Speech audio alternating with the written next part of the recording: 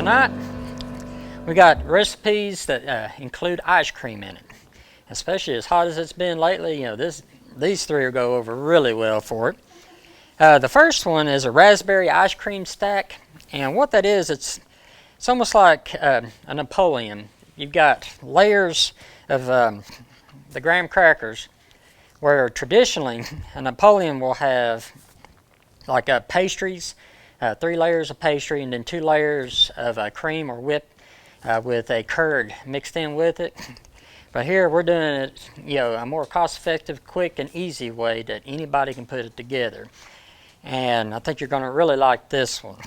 The second one is a chocolate mint ice cream terrine, which they've always called it a terrine just because the shape, when it comes out, it looks like a meatloaf type pan coming out. It's more like an ice cream cake, almost like a gâteau when it comes out. But it's like a grasshopper. If you know the grasshopper cookies, which I'll be using tonight in the recipe, it's the chocolate mint flavor along with the rich vanilla flavor going with this. It's a wonderful dish. This is actually my favorite one out of these. And then finally, this is a good one, especially on a real hot day. This is a very light, very fluffy drink. Very refreshing. It's an apple pie float, and great for everybody talks about. Okay, they've had apple pie floats. I've talked to a bunch of people. It's like they don't really taste like apple pie. I want something that tastes more like apple pie, and this is what I came up with, kind of mixing 2 or 3 different recipes together and tweaked them up a little bit. And I think this actually has a good apple pie flavor to it. So I think you'll like these 3. Okay, so we're going to go ahead and start off on the raspberry ice cream. One of the first things you're going to want is get a pan.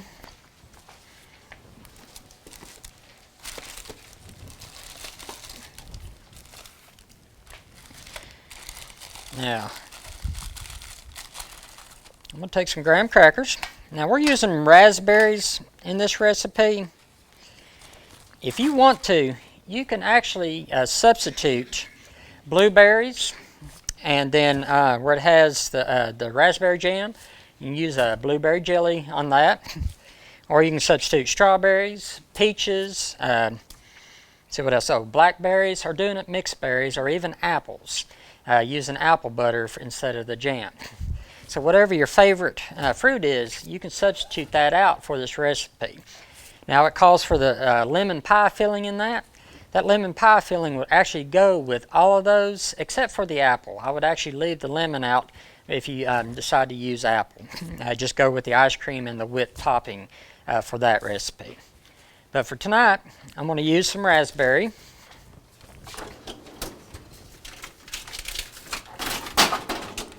And I'm actually using frozen raspberries.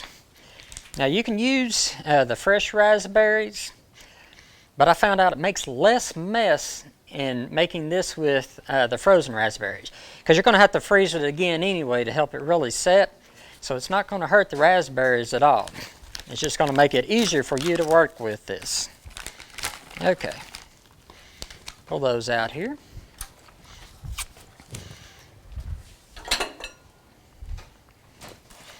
Now, next thing we're going to do, we're going to grab some French vanilla, or you can even use vanilla bean if you want to with this. You do want to let the ice cream soften a little bit. Actually, for all these recipes, you want to let the ice cream soften a little bit, make it easier to work with, and then refreeze it to let it set good. Okay. I've let this soften up really good, because it doesn't matter how soft this is for this recipe, especially because I'm getting ready to mix it with some whipped topping, which did not thaw out, so it's nice and stiff. So when it works through this, it'll be about the right consistency for piping out, which I use in a pastry bag for that we'll be piping it out with.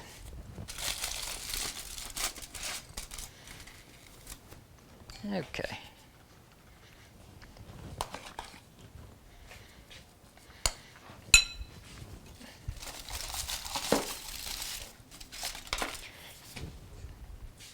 Then I'm just using regular lemon pie filling.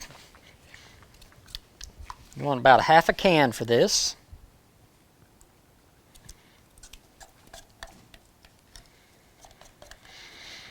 Now if you're making it with the apple, you can actually get the apple pie filling to put in this stage if you want to.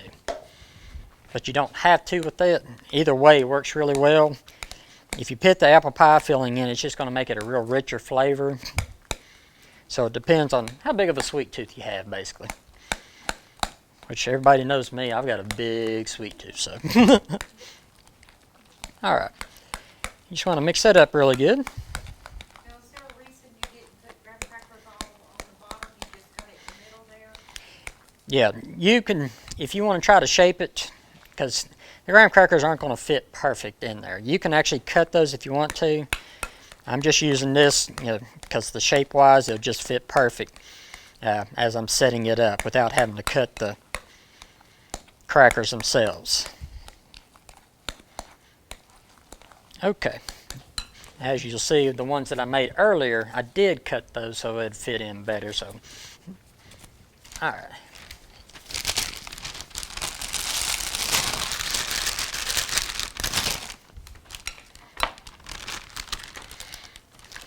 And you don't have to pop this out if you don't want to. You can take a spatula and just spread it on. I just find it's easier to pop it out this way.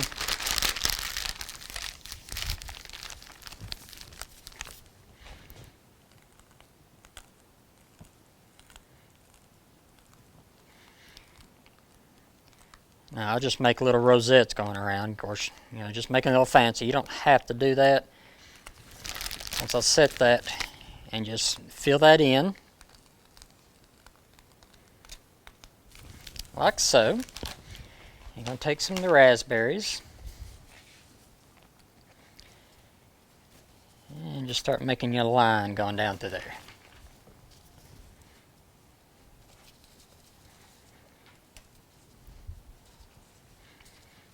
Okay, and like I said, you can, regardless of which fruit you choose, it's all going to be the same build. Just making a layer of these.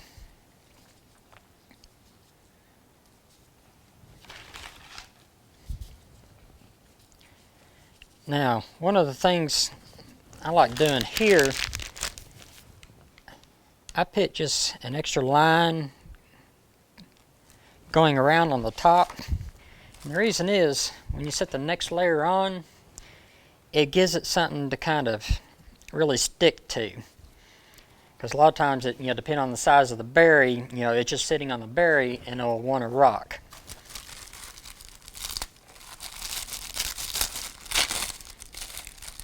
Okay.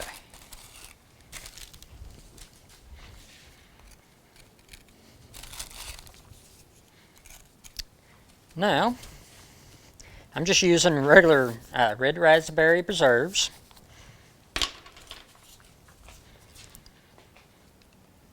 You just want to kind of spread this on a little bit.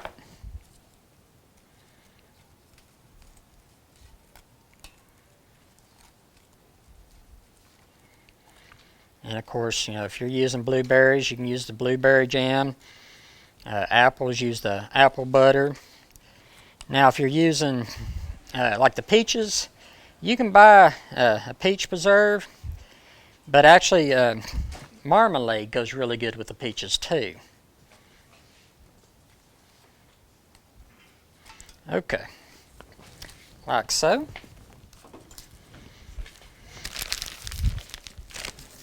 Then we're going to pop another layer here.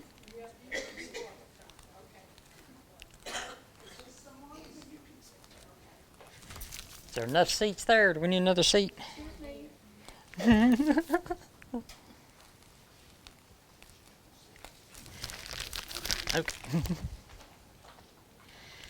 And the same thing, just fill that back in.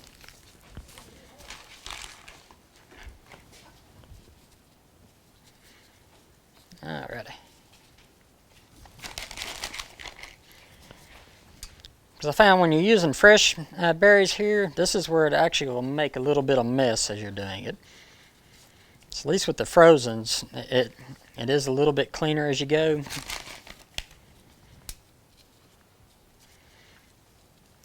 And doing the same thing, I'm going to pop an extra line going across the top just so It'll help the graham crackers stick a little better.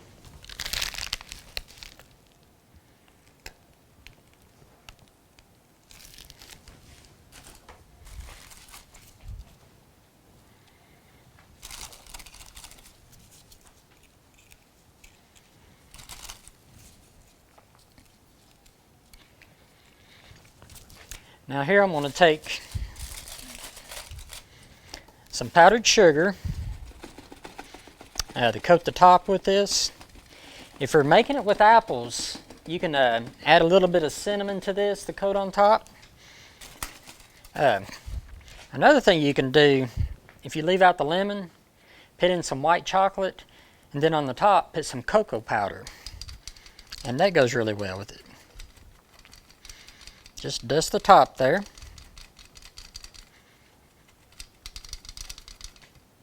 Like so. And just take you a couple raspberries, put on top. And you want to put that in the freezer and let it set real good, at least 2 hours, preferably overnight to make sure it sets really good. It'll be easier to work with. And where you mix in the whipped topping and the pie filling and everything, after you let it freeze really good, and you have, say, like if you're having a cookout, a picnic or something, you can set that stuff out and it's not going to make a big mess like you would if you would have just an ice cream cake sitting out in the sun or something. It'll hold a little bit longer. Although after you try this, you probably realize it won't last that long for you have to worry about that. Okay, set that to the side there.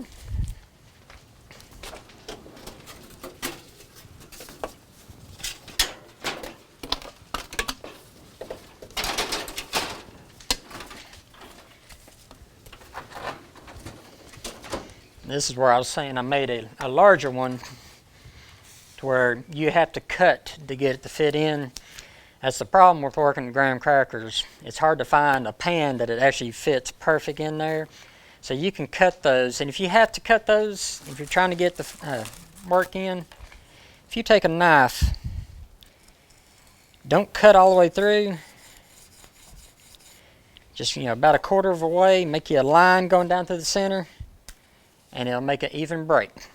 And then that's how you can cut to mold those to fit to the shape of the pan that you have. Okay.